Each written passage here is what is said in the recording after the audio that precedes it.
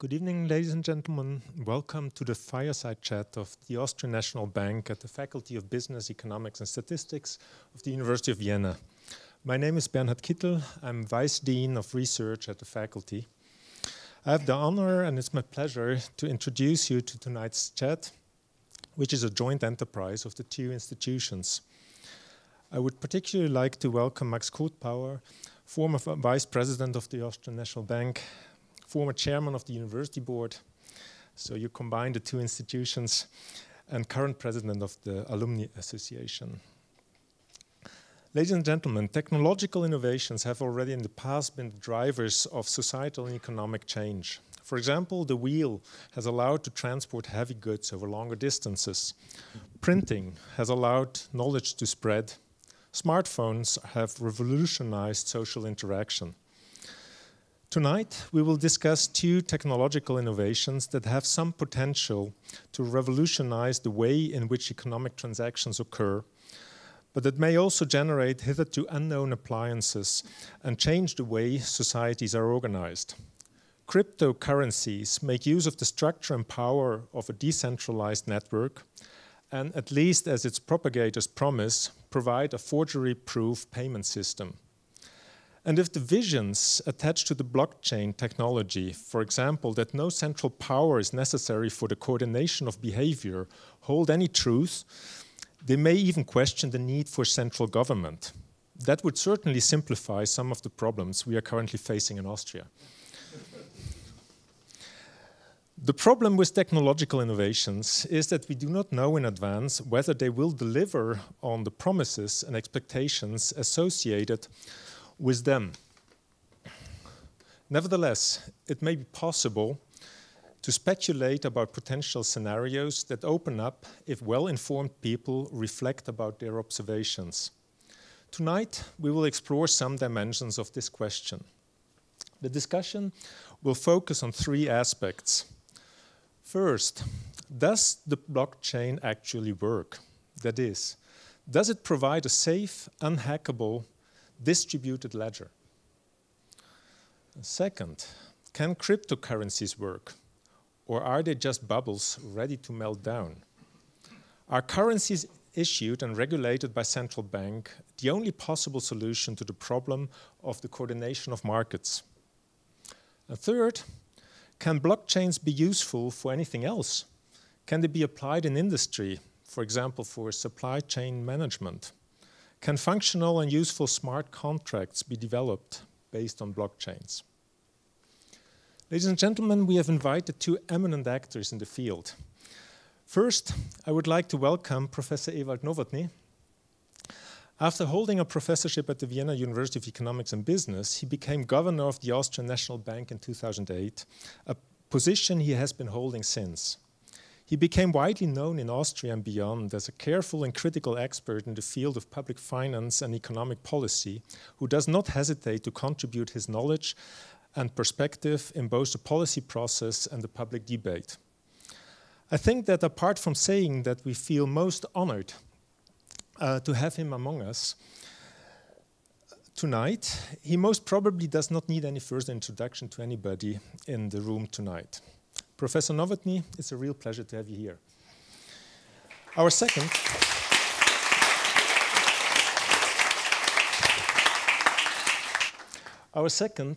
and special guest tonight is Professor Bruno Biais, who currently stays at our faculty as this year's OeNB Visiting Professor.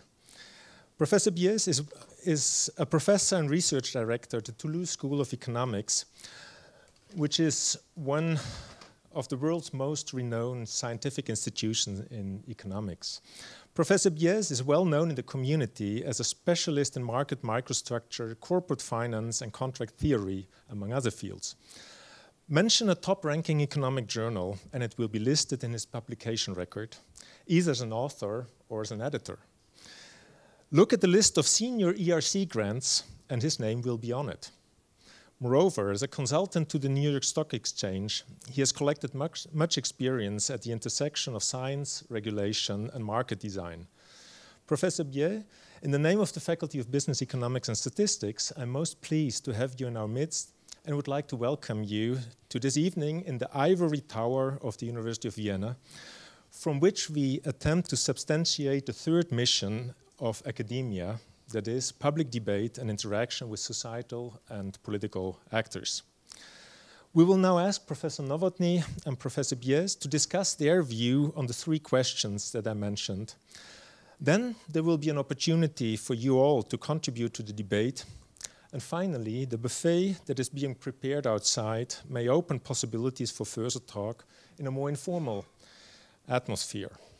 Before, however, I hand over the microphone to Ewald Nowotny, who will not only discuss, but also chair the podium, I would like to personally apologize for leaving the meeting soon, which is due to multitasking necessitated by my own attempt to balance work and family obligations. Gerhard Sorger, Professor of Economics, current chair of the Department of Economics at our faculty and current speaker of the professorial curia, will take over the representation of the faculty, and I thank you for stepping in at short notice. Now, dear Professor Nowotny and Professor Biais, the floor is yours. Thank you very much.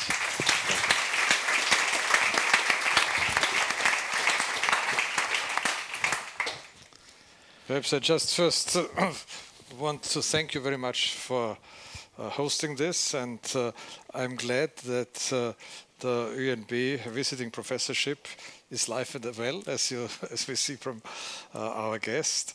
This visiting professorship, was introduced at the occasion of 200 years Austrian Central Bank and 650 years anniversary of the University of Vienna. At this time we had the very fortunate situation that the president of the university also has been the vice president of the Austrian Central Bank. It is Max Kotbauer,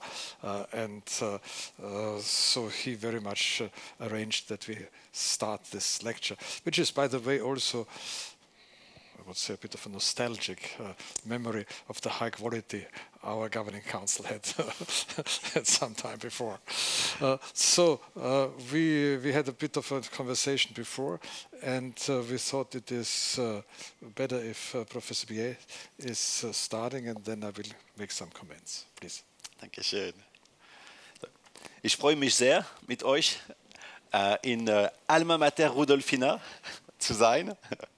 Ich glaubte, ich alt war, aber ich verstehe, die Universität ist mehr als 650 Jahre alt. So, ich fühle ganz jung heute Abend und sehr geehrt und dankbar für die Einladung und die Möglichkeit, hier mit euch zu sein.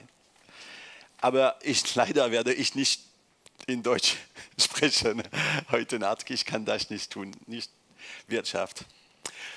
So I will continue in English, or in French, maybe, if you prefer. We discussed a little bit with Professor Nowotny before coming here, and I think we agreed on the view that it's quite likely some big changes are going to take place in banks, in central banks, in payment systems, maybe possibly in currencies. And so it's very hard to know what's going to happen in the future. And it's quite an unusual situation for an economist. Usually as an economist, what I do is I think about the past, and which is easier to predict. And when we talk about these things, we have to think about the future because there's basically no past. So it's a bit like, I think was it Hegel who said that the bird of Athena is taking its flight when the night comes? So here we're going to be an early bird and try to take our flight a little bit before that. So I think that there is a cluster of technological innovations that are changing things a lot. The work of banks is going to change enormously. Maybe it's going to be completely computerized, automatized, and Professor Nowotny has a lot of experience and knowledge about that, and so it will be nice to interact on that. And one of the technologies that might play a key role in this environment is the blockchain technology. So first, maybe what we could do is to take maybe a few minutes to remind ourselves what the blockchain technology does, so that we have an idea of what the consequences could be. So basically, the blockchain technology is a way to maintain and disseminate a ledger. So basically, a ledger is a list of ownership. It says this thing, this asset, belongs to this computerized address. And so there's a list of things and addresses. And blockchain, the blockchain technology says, well, we would like to allow for the possibility that this list of ownership will be disseminated in a very wide manner. Potentially, everybody can have access to it as soon as they can turn on a computer with connection to internet. And even more than that, in the case of public blockchains, not only can everybody see it, but everybody can contribute to maintaining the records.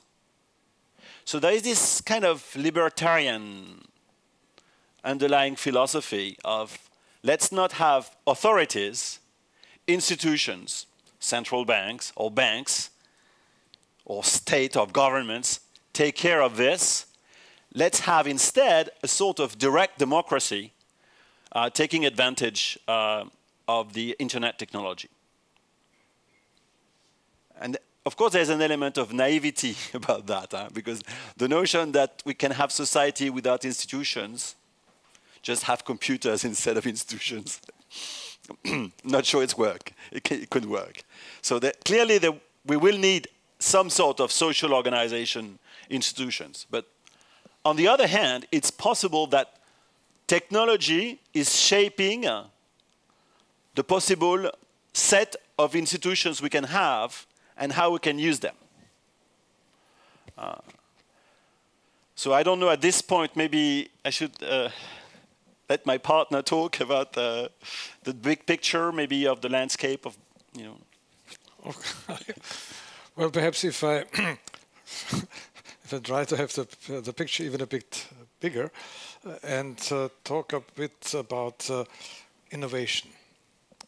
Innovation with regard to banks or banking systems, and innovation then, of course, with regard to monetary policy.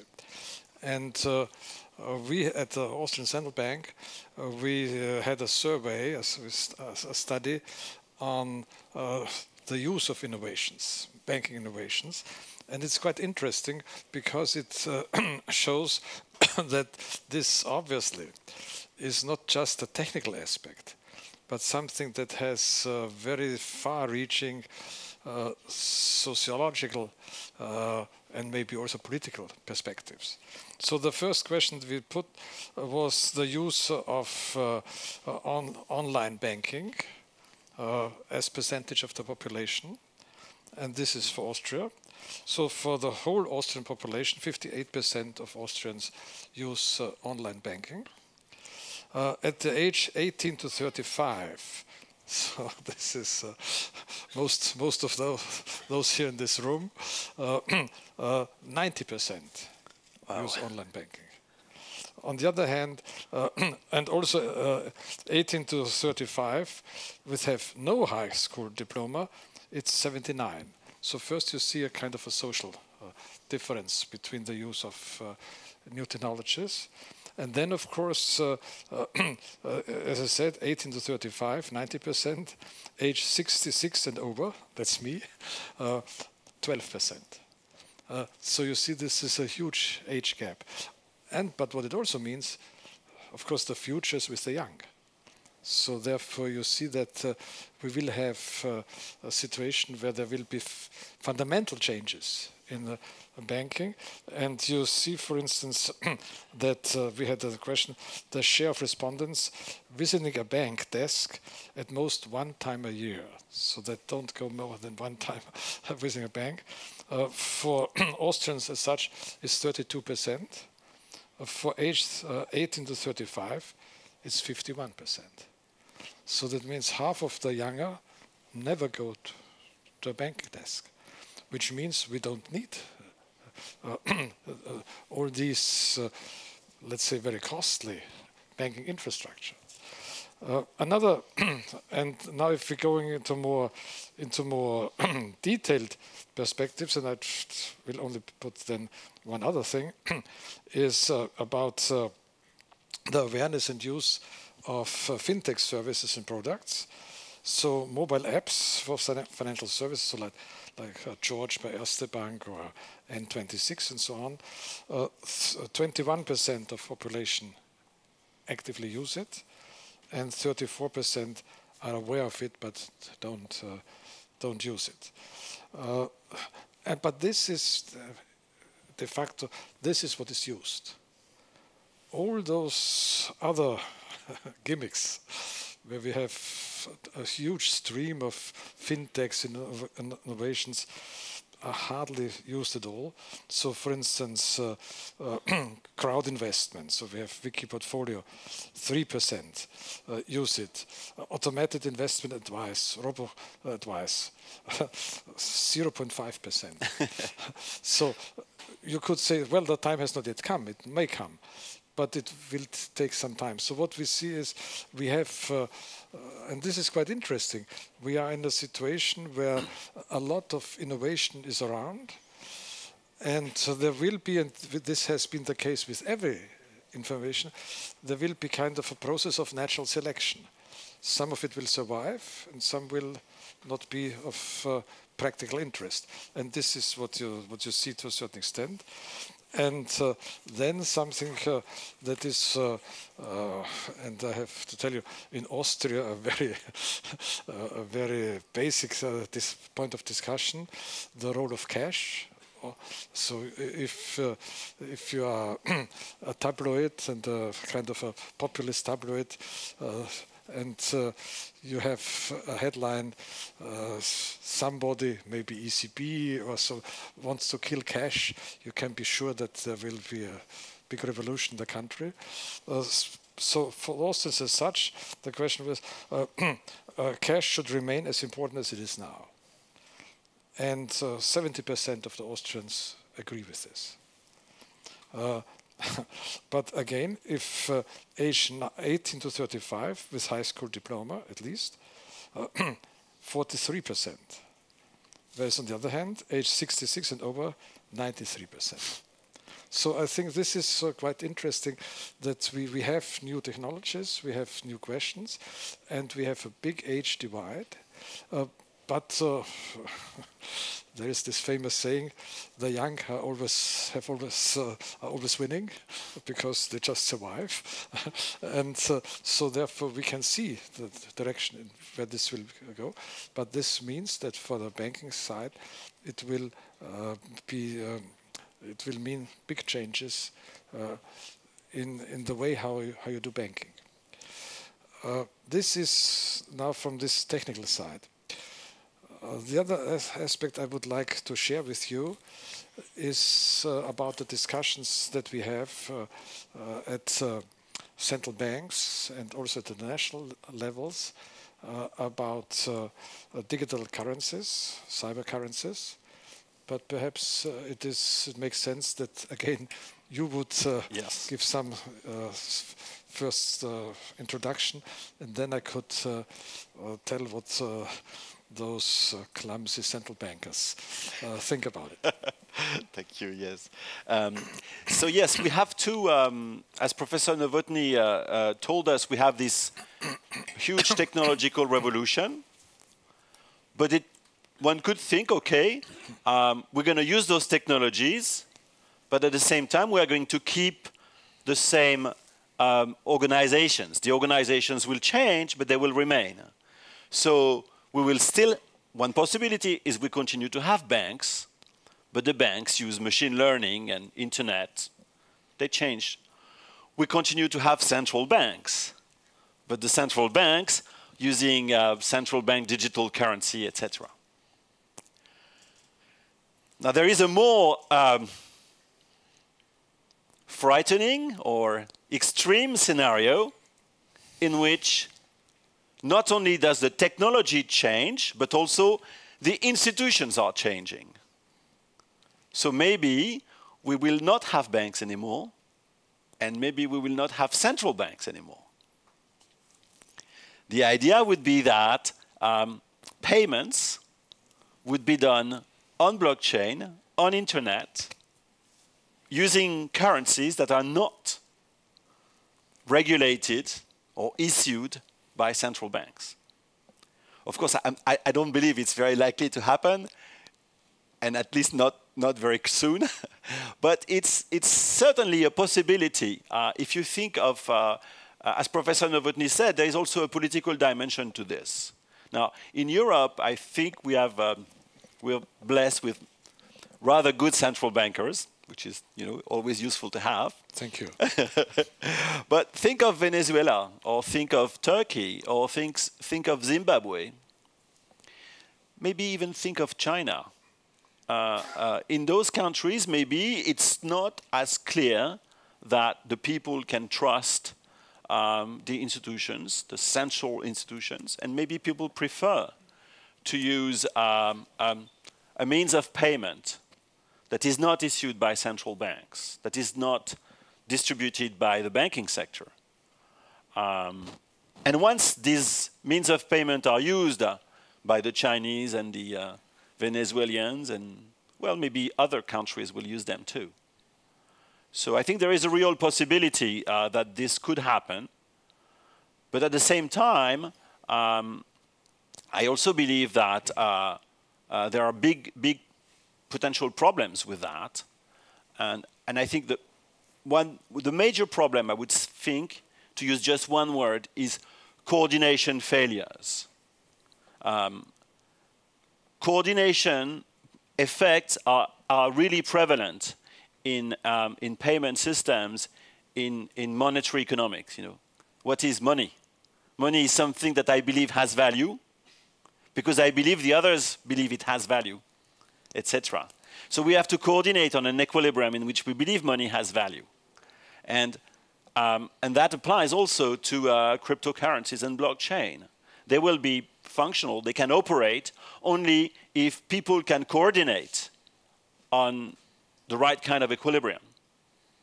And, with traditional currencies, maybe, hopefully, sometimes the central banker can help. The central bank can help foster coordination. With cryptocurrencies, it's different. It has to be grass-rooted, and it's maybe not easy to do. So coming back again to the central bank view, first I have to say the issues that concern us most now is not about the currency side, but is about the payment side, about payment systems.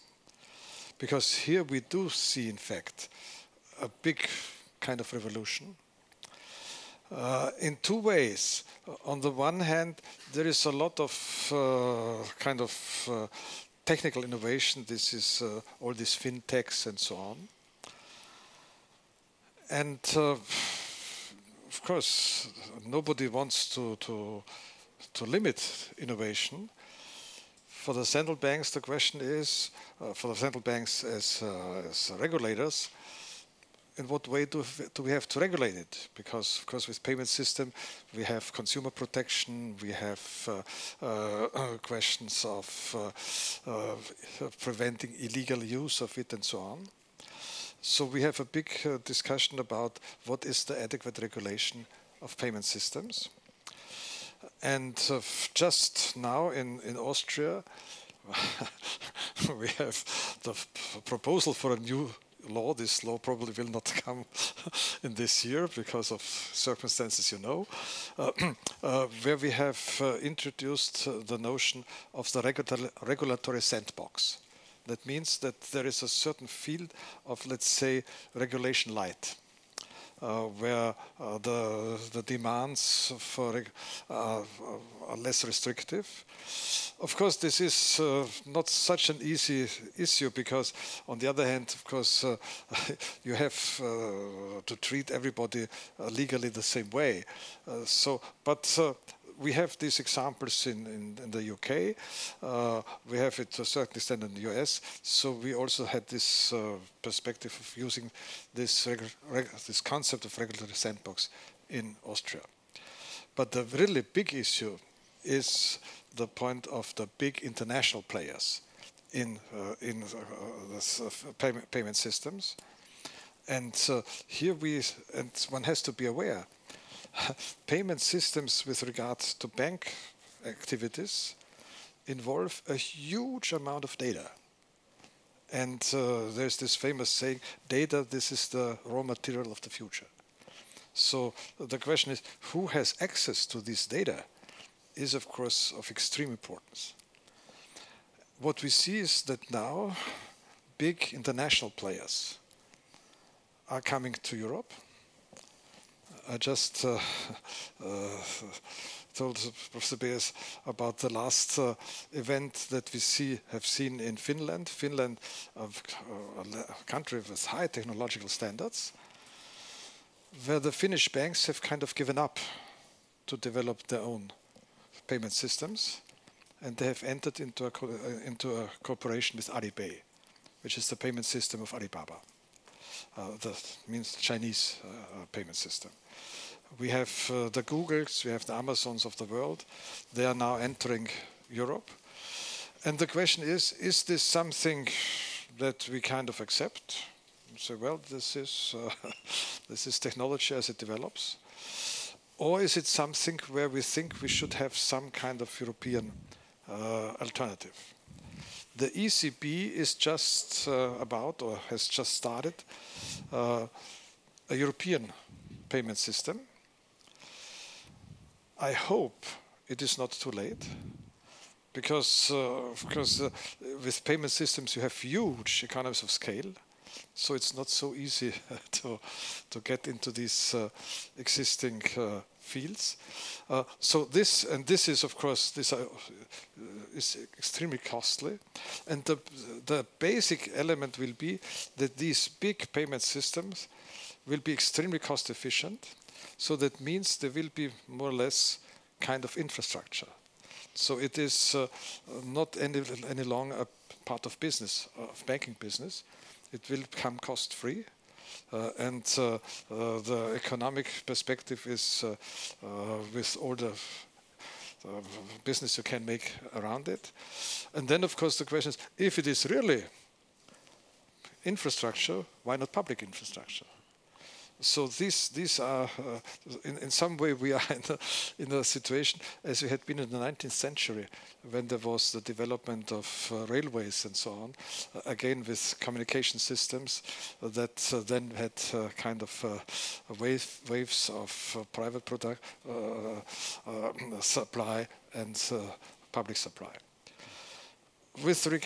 So this is what we are. What is our prime concern now? With regard to currencies,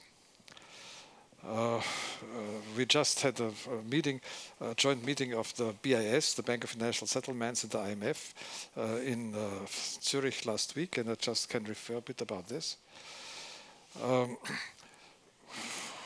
We as central bankers unanimously do not see digital currencies like Bitcoin as currencies. We say they are digital assets, because a currency has to fulfill certain criteria. It has to be able to serve as a means of payment, and of course these digital currencies that you have now are extremely cumbersome, and it has to be a store of value. And as you see, the valuation of these assets is widely fluctuating. So we don't see it as a currency, and we don't see it therefore as, let's say, kind of a competing central bank money. But we do have a discussion on expanding the forms of central bank money. So just now we have central bank money as cash, and we have central bank money as bank deposits. And we do have, and this was part of the discussion that we have had, the perspective of central bank digital currencies. So that central bank may use blockchain technologies as a kind of a third element of their supply of money, but real money, not funny money, but real central bank money. And indeed, there are a number of central banks, and for instance, the Swedish central bank is in the forefront of this, who are discussing it.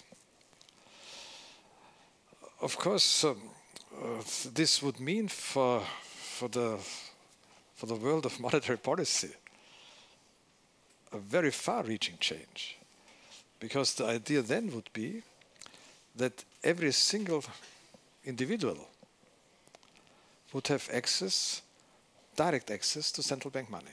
This is now only with regard to cash, because you cannot have an account as a private person.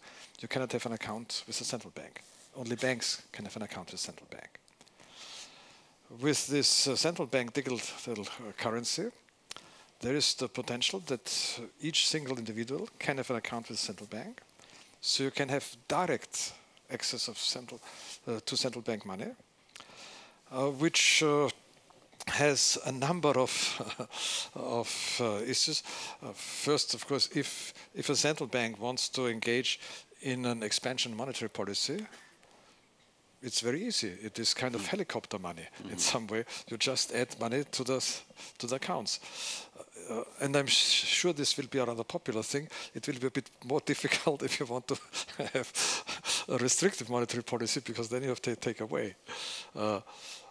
Another point is, of course, this central bank, digital central bank, this will be a safe asset. An economy needs safe assets. Blockchain or Bitcoin never can be a safe asset, because you just don't know what is the real value of it.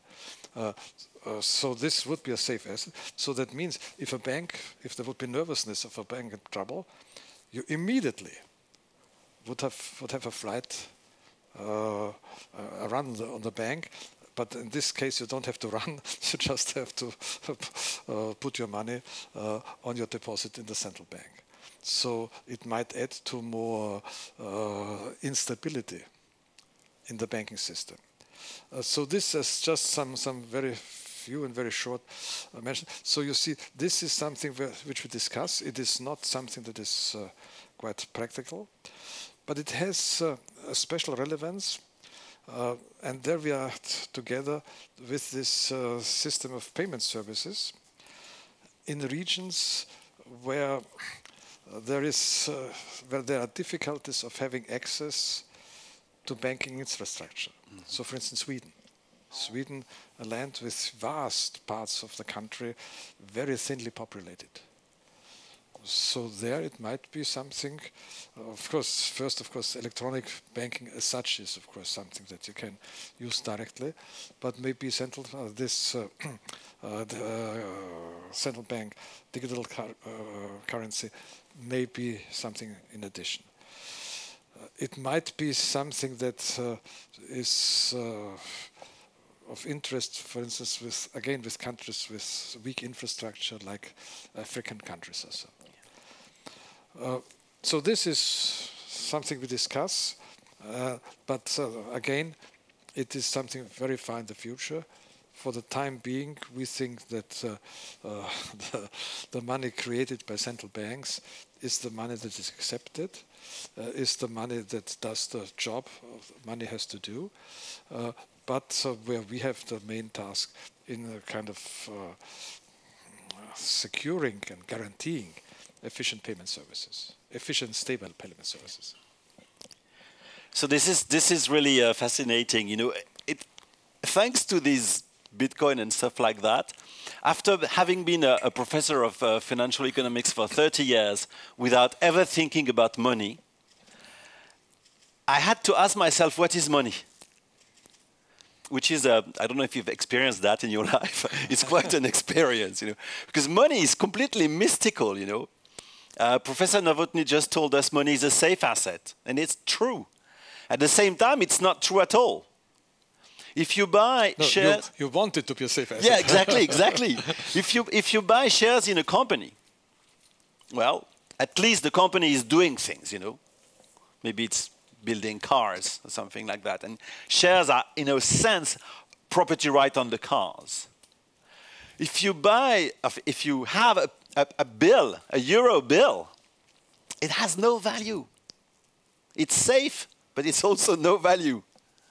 So it's really a social construction. It's really only valuable because other people think it's valuable. And that applies equally well to euros and dollars and bitcoins and ethers. It's, from this perspective, they are just the same. So what would make one better than the other? I think, okay, let's go for the pros of central bank and the pros of cryptocurrencies. What's good about central money that is managed by central bank is you can pay your taxes with it. You know, it's really important. You know, as for you, those of you who do economic theory, you know, this money is a bubble. Huh? It's just, and bubbles can, you know, something about bubbles, they can go to zero. So money can go to zero. I'm sorry to say that in front of an eminent central banker, the euro could go to zero. I know history. Yeah, exactly. Here in Austria, you've seen that. So the one thing that can save us, that can make sure it doesn't go to zero, is as long as we have to pay taxes and we can use it to pay taxes, at least the money has to have that value. That's very, very important. That is something a cryptocurrency doesn't have. Now, what are the things that a cryptocurrency has, and money that is overseen by central banks doesn't have? And again, we can turn to history, or maybe we can look at Turkey nowadays. You know, what happens in Turkey? Well, the government is doing things that might endanger the value of the currency. And so at this point, if you're holding Turkish lira, you are exposed to the risk of the government behaving silly. And then maybe if you're Turkish and also you have capital controls, you cannot take the money out of the country, maybe you want to hold bitcoins or ethers instead of the national currency. So I can even possibly think of, I'm not sure it's going to happen, but maybe there would be a good state of the world in which the presence of the cryptocurrencies would actually help by providing competition for central bankers, making sure the central bankers have to be disciplined. Otherwise, customers will go to the other option. No, I think this is a very, very relevant point because, of course, central banks have the task and the mission of keeping money stable. But we know, of course, we have experiences where money has not been stable, where we had huge elements of inflation. This inflation always has basically political reason. So, of course, it is increasing the volume of money, but the volume of money is only the symptom. It's not the cause. The cause is always that you have lost a war, or that you have internal strifes and so on. So, therefore,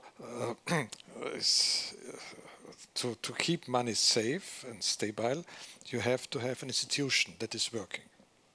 And this is the role of central banks. But it is not always perfect. in this situation, the question is whether Bitcoin or whether a currency where you really don't know who is behind it. A currency to have value has to be scarce. So who can control scarcity? And in fact, as you see, in this case, in these times of, let's say, crisis, we go back to ancient times. Then it is gold. Gold is the asset that is something that is not able to be created in let's say, freewheeling ways. It is not very practical because it's not very very practical to transport gold, and so it is. But in fact, and this is also why central banks still have part of the reserves in gold. Also, as you know, gold doesn't create any income. So there is some asset in reserve if central banks don't do their job, or if the policy doesn't do the job. And so but I'm very doubtful whether something that like these private cryptocurrencies, where you can't control, where you see now. I just have with me an article in the Economist again about some of these cryptocurrencies that turned out to be a criminal thing and so on. So they are assets. So they are not. They don't fulfill the role of currencies, but as asset they may have some kind of security, but never the kind of security that gold can provide, because with gold you assume it's not so easy to create new gold. So therefore, for these let's say extreme cases, for the let's say normal cases, let's say an economy where there is no war, where democratic institutions are more or less functioning, where the economy is more or less rule-based and so on, there of course is no role for something like a cryptocurrency. This is where money really is accepted, where it does its work. And therefore, as you said before, one should not forget there is, of course, a kind of ideological background in all of this discussion. It's no of course, many of these people are admirers of Friedrich August von Hayek, who in fact wanted to abolish central banks and to abolish money, to have it as a kind of a competition of currencies, which of course doesn't work, and which is part of this ideological pipe dream. But one has to see this is not just technology. What is it is also ideology that is in the back of it. Yeah, I agree. Thank you. Yeah, and I should have talked about Hayek. I realized my mistake now. So I would like to come back to this one of the many important points that Professor Nowotny made, the point about scarcity. So I would just maybe tell you a bit about the technical. I've tried to not be too technical. I'm myself not very good at technique anyhow. But to give you some technical ideas about scarcity in a cryptocurrency. So Bitcoin.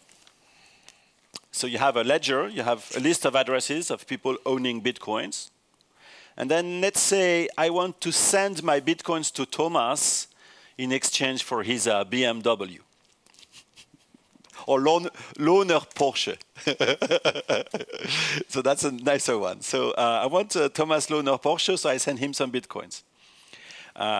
This transaction has to be registered. It has to be input in the ledger.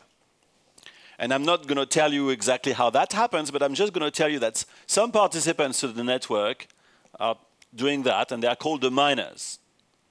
And as a reward for this service that they're providing, they receive newly minted coins. So there's a monetary creation of Bitcoins that rewards the miners. And so the Nakamoto protocol was designed to make this happen. And in the protocol, Nakamoto said, the monetary creation will be this. So now the monetary policy, if you want, of Bitcoin is actually encrypted in the Nakamoto protocol. It's a line of computer code, not a line, several lines of computer code. And there is no other money creation in that system, only that. So in a sense, it's related to the debate about monetary policy, rules versus discretion. So you could think of this as an extreme case of rules. The monetary policy is set not in stone, but in code by the Nakamoto protocol. So people who are in favor of cryptocurrencies say, we have much more commitment power and much more ability to maintain scarcity than central bankers. That is to some extent true, but not entirely. It's true to the extent that we cannot change the protocol. But the point is we can change the protocol. Bitcoin, if you want, it's like a big democracy in which what will happen is what network participants agree on. So if the network participants participating in Bitcoin, the miners, the developers, were in agreement that we have to change the monetary policy, then we would change it. And so we haven't seen that for Bitcoin, but we have seen that for Ether. For Ether, they wanted to go from one protocol called proof of work, in which you have this monetary creation, to another protocol called proof of stake. And at some point, they realized, no, it was not going to work fine. And so they had something like a vote, not really a vote, but something like a vote, in which they decided, let's not do the change in protocol that we had initially planned, and let's do something else. So I think that my conclusion would be that both for central banks' currencies and for cryptocurrencies, scarcity, monetary policy, ability to commit is an important issue. And that for both of them, you can see that maybe central banks have advantages, maybe cryptocurrencies have advantages. And in both cases, ultimately, what is going to determine commitment is human decisions, coordination among humans, and politics. Just to take up only one technical part of it, as you know, of course, there is a very intensive discussion about these mining activities are extremely energy intensive. So that might be kind of a natural limit for doing it, but up to this limit, of course, it is the question whether this is something that you can justify to have these huge energy costs of mining. This was one of the reasons China just stopped all mining activities in China, which before had been a very strong producer of this kind of thing. Another thing, of course, that also might have been part of the Chinese decision is, yes, these currencies are anonymous, which means, on the other hand, they can be used for money laundering, they can be used for all these kind of criminal activities, which is a very, very important element now. So money laundering is one of the big issues that we have now. So again, so this is something where central banks are very skeptical. But perhaps to add one element, if we were speaking about competition of currencies, we do have it. And we just now, at this moment, we have an increasing competition of currencies between the world currencies, which after Bretton Woods clearly has been the dollar, where now the euro is gaining some strength, where the renminbi, the Chinese currency, has a very active role that they want to become stronger. China has great intentions of being a big power also in the monetary markets. By the way, just to this morning, we had a very big ceremony at the Austrian National Library celebrating the inauguration of the Vienna branch of ICBC, the biggest bank of China and the biggest bank of the world. And there was the Austrian Chancellor, there was the President of the Chinese Parliament. So it was a big affair because this is where China wants to have a kind of a stronghold on the financial center of Central and Eastern Europe, which is Vienna. And they are the number 2 because the Bank of China had come only 2 years ago. And just for the Austrians, to give you this nice story, which is, but sometimes these stories have a high symbolic value. The Bank of China, which is a commercial bank, it's not the People's Bank of China. The People's Bank of China is the central bank. The Bank of China is a commercial bank. They opened an office 2 years ago in Vienna. Now they are expanding these offices, and they found a very good location. And the location is the former office of Bank Austria at Ringstrasse. And so you see, tempora mutantur, transit gloria mundi, to say it in Latin. So you see, and therefore I think this is quite interesting because the currency and political power always has been closely related. In the 19th century, the British pound was, of course, the leading currency of the world. Then we had this change from the British pound to the US dollar. It was a change that came with huge amounts of challenges and problems, because there is always the danger that you see your currency as a matter of national pride. And we have this famous situation in the UK, where a British nationalist named Winston Churchill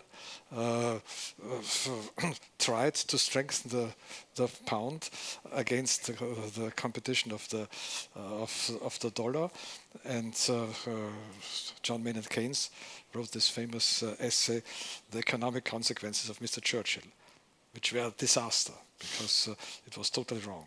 So you see, and I think this is quite interesting to see currencies in a close connection with political developments, but this always are central bank currencies. And I think this is the point. So what we might see is that we might see, these are very slow developments, slowly declining role of the US dollar. The Chinese are already selling to large amounts their US government bonds, so they're reducing this role. That what you see is now that an increase in the role of the euro. So the role of the euro in invoicing is increasing. The next strategic step would be of invoicing some of the oil exports in euros. And then, of course, you see the renminbi coming up. So this is, I think, this is the real development. And this is something I take much more seriously than, let's say, these technological sides. I don't know so, how... yeah, perhaps... yeah. I was not aware that I have to keep, that I'm responsible for keeping the, the time discipline. So I assume that what you tried to tell me is that now the time for discussion has started. Perfect. So now you are all invited for Q&A. So, so I think you're doing it, or I can do it.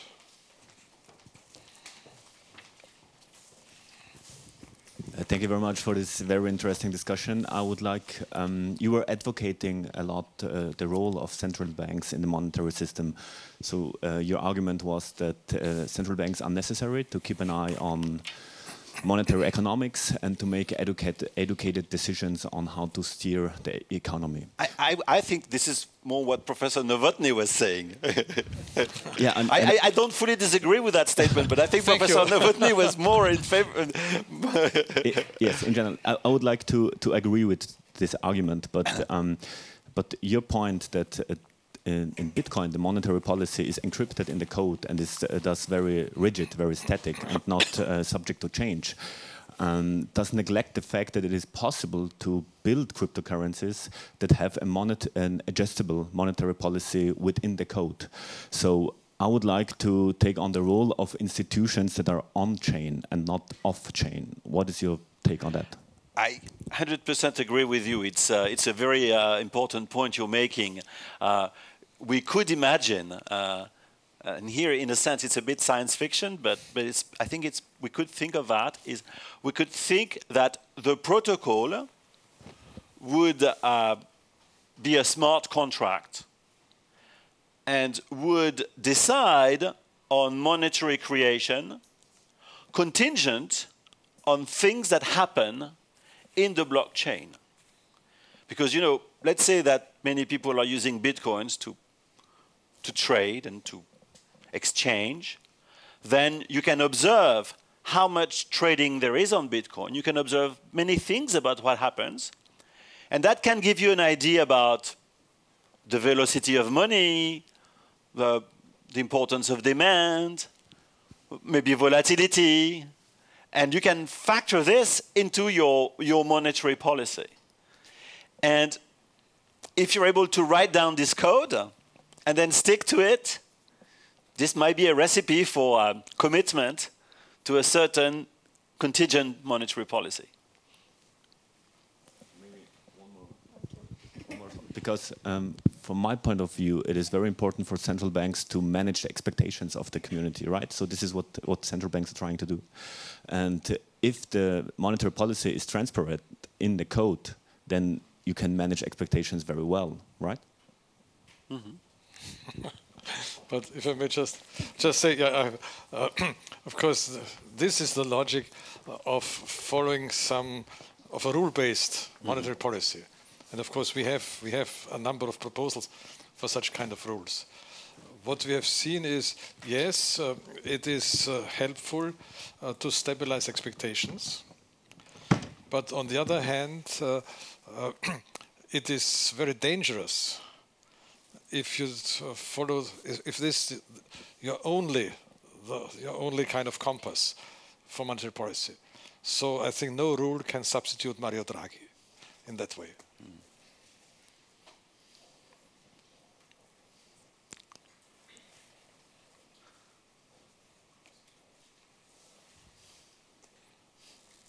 Thank you. My name is Mikael Nagy. What I often talk about with friends of mine who do cryptocurrency investing is that what I say is that the blockchain as a technology is very valuable, but the currencies aren't necessarily. And what they always respond is that you need to have a cryptocurrency to make the blockchain work. Yeah. Is this true? It's absolutely true, yeah. I would like to make a technical point on this because it's very important what you say. You know, we often hear, oh, we can have blockchains without cryptocurrencies. It's not easy, huh? Because basically, let's say you want to have a blockchain that that records the ownership of BMWs. All right, now you want to sell your BMW. So you have an address, a computerized address to this address corresponds the ownership of this given BMW, which has a number. Okay. Now you want to send it to me. So what you do is you send to the network a message that says, I transfer my BMW to Bruno. So one of the beautiful things about blockchain is that with cryptographic techniques, they can make sure that, yes, you are the owner, you are the guy who has the signature, sending it to me. However, as we said before, we need to have intervention to register that transaction. And as we said before, in the proof of work blockchains we currently have, the people who register the transactions and write the new block, that is the new state of the ledger, are the miners. And the miners, that's where I'm coming to the answer to your question. the miners need to be compensated for what they do. And in a blockchain, they get compensated for what they do, as we said before, by monetary creation of the cryptocurrency associated with the blockchain. If you don't have that cryptocurrency, it's going to be much more difficult to compensate the miners. And so it's going to be very hard to have a blockchain. What you could have without cryptocurrency is a private blockchain as opposed to a public blockchain. But that's a completely different animal. So thank you. I think this young lady had a question. Thank you for a nice discussion. I believe that blockchain will be a game changer soon, but still it's not. Speak into the microphone, please. Oh, I'm speaking in the microphone. Maybe closer, yeah. Yeah, okay. I believe that blockchain is a game changer, but still it's not clear how it will change the currency while it's not centralized, and how we can trust truly to digital currencies, while we know that many criminals using nowadays just from digital currency.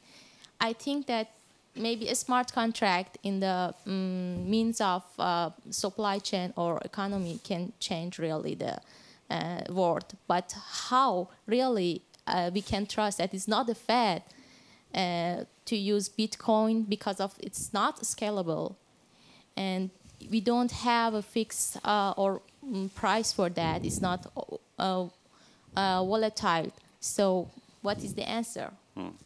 So you're saying many interesting things. I will answer to a few of your points and maybe leave the floor to Professor Nowotny. You said one thing which I think is related to what Professor Nowotny said before, and it's very important. You said it's not scalable, which means that for the moment, the throughput of the blockchain network is limited. Basically, the number of transactions we can register per hour is limited. And as Professor Nowotny said, not only do we have a limited throughput, but we have, with the proof of work system, a lot of electricity consumption. Nowadays, the Bitcoin blockchain, only this one, consumes as much electricity as Switzerland. This is a lot. This is crazy. And if things do not change, this means we will not have blockchains. We will not, it's not possible for the Earth, for humanity, for the planet to generalize a system that consumes so much electricity. So we need to find ways to scale it up, increase the throughput, and move away from proof of work to something else, maybe proof of stake. I think we have so many questions, so that perhaps so that everybody has a chance to ask.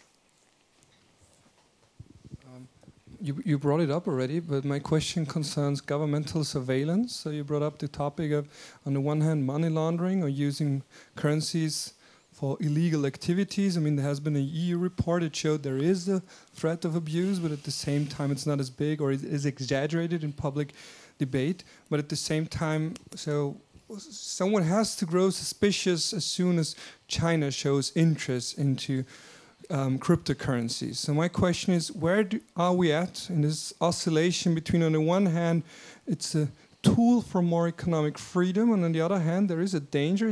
How real is the danger of a government monitoring all economic activities of its citizens, or even citizens or people living outside of its jurisdiction? My question goes to both. Yes, that's an important point, and it's also related to something Professor Nowotny said before. China became very much against blockchain and Bitcoin. Now, Professor Nowotny, who is an idealist, believes that it's because China doesn't want to pollute the earth. I suspect there might be other reasons. Like the Chinese government wants to control capital flows, to know what people are paying for and how much money they have. And blockchain is a way to evade the surveillance of governments. So as Professor Nowotny said, and you just said, it has a negative effect, because we can have money laundering or Al-Qaeda using it. But gold. Do you think gold was never used by people who were not following the law? It doesn't seem to have prevented gold from being used. And credible. So. But just to take this up, of course,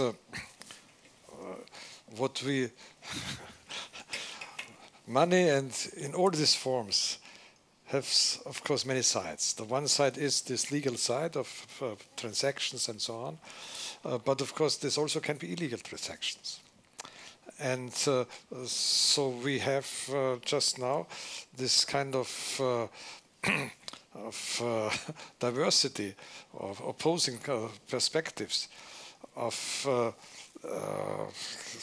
having, let's say, individual rights on money.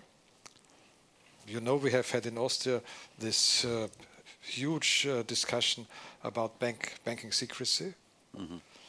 And on the other hand, we have the interest of socially correct use of money. The general feeling today, obviously, is that the way of, let's say, correctness is more important.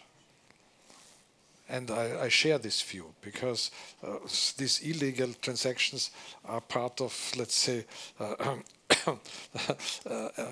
transactions of a few at the cost of the many. But that means that we have, of course, highly increased the controls on money laundering. These discussions we have had with banks in Denmark, with banks in Scandinavia about money laundering from Russia. We have, of course, Austrian banks have a big business in Russia, so we have hundreds of employees now in Austrian banks who are just working to try to make sure that money is not used for money laundering. Of bank transactions. So yes, these are two kind of opposing sides of money, and I think the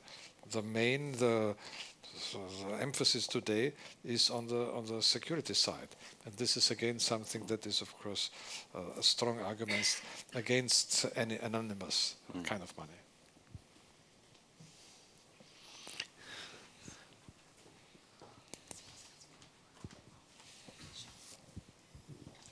I just have two questions for Mr.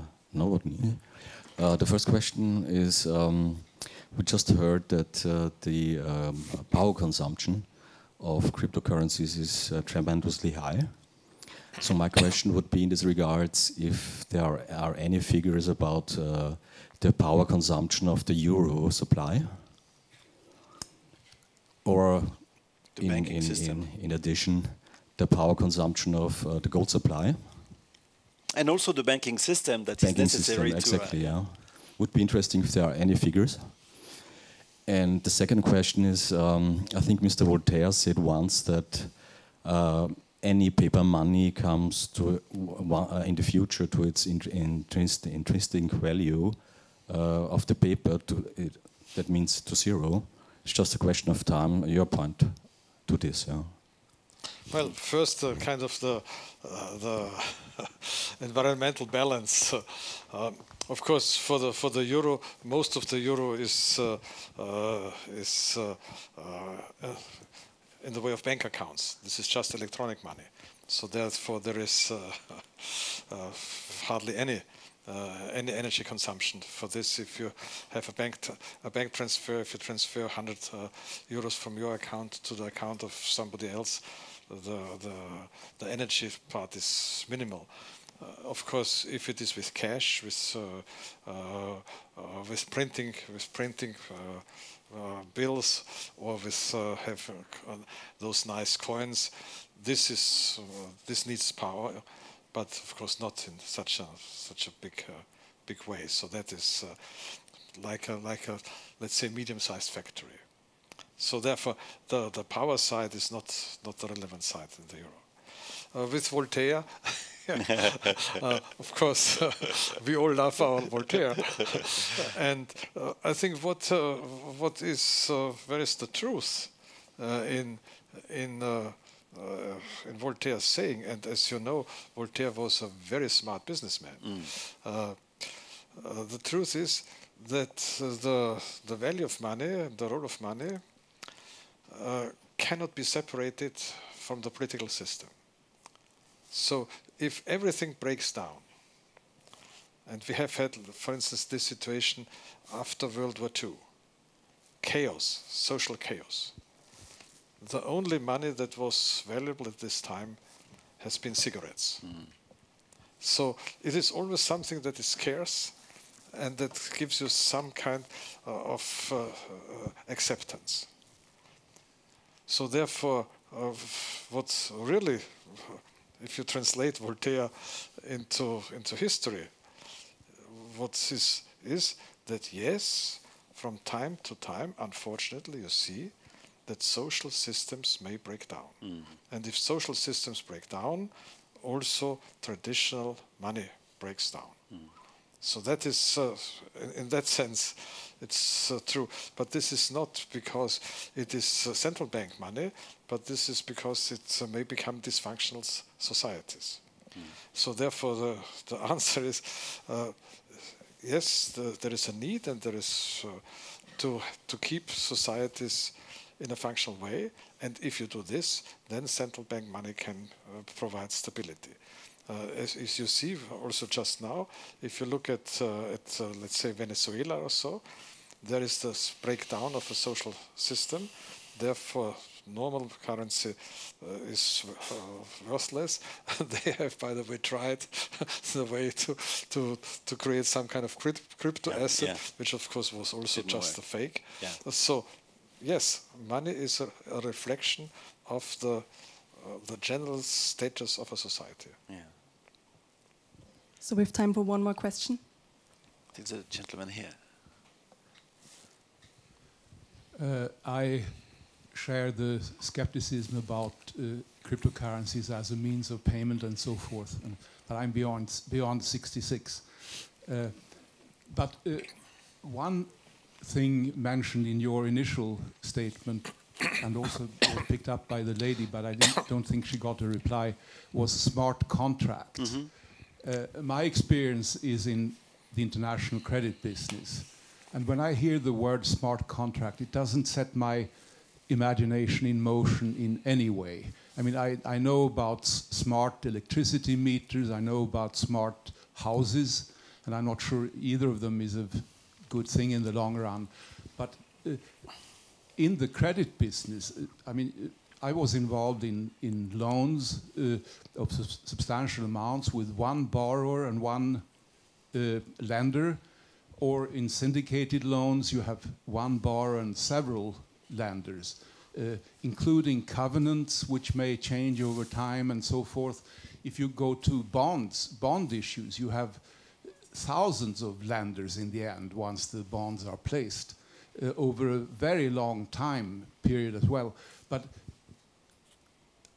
I need an explanation what a smart contract is. Yes. You mentioned its usefulness for supply chains. I did not. I don't think I mentioned its usefulness, but never mind. What is a smart contract? It's lines of code that are stored on the chain, on the blockchain, and that basically say, if this happens, then this will happen. So, for example, it will say, if tomorrow it rains, some of the bitcoins which are in my address will go to you. So that's a smart contract. It's an if-then statement written in code and stored on the blockchain. So it's potentially very interesting, but it's complicated and it's not clear how exactly we can make this work. Several problems arise. First problem, the statement, if tomorrow there is rain, is not a statement that is on the blockchain. It's a statement that has to be put onto the blockchain. And again, what will happen is that there will be a form of human intervention. Maybe there will be a sensor that collects the rain and that transmits that to the blockchain, but we need to make sure that nobody is tampering with the sensor. And so there will be a human element here. You know, Internet of Things can be used to transmit signals. Or maybe we could say, if tomorrow the euro goes up, you pay me. Again, we will need some information to shift to the blockchain the information that the euro has gone up. And so maybe we can use a data feed, but again, these data feed, we have to make sure they have not been tampered with. So that's the first problem. It's something that people in this line of business called oracles. An oracle is a way, you know, they like their Greeks, me too. So, okay, let me backpedal. Of course, you're right. I should have said that before. Thank you very much. I'm sorry, I realized I was not clear. The idea of having a smart contract written in code and placed on the blockchain is to avoid lawyers and litigation. Because now nobody can discuss, the contract is the contract. There is no issue about interpretation or execution of the contract. So I should have said that before, sorry. And maybe if I can add one sentence on this, there's another. I said there were two problems, and I've told you about one problem, the problem of the oracles. Second problem is the contract says, if tomorrow it rains, I have to give you some of my bitcoins.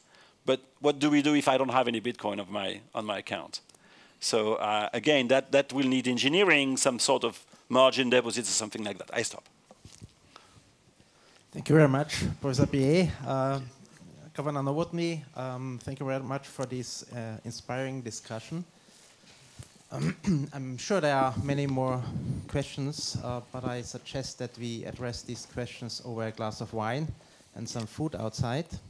But before I open the buffet, I would like to mention that Professor Biais is already our fourth OeNB guest professor, and establishing such a successful program would not have been possible without the strong help by the OeNB, especially by Governor Nowotny and by Max Kotbauer. And since this is the last event in this program at which Governor Nowotny can participate in his capacity as the OeNB governor, I would like to thank him especially for his personal commitment and his support of our faculty. Thank you very much.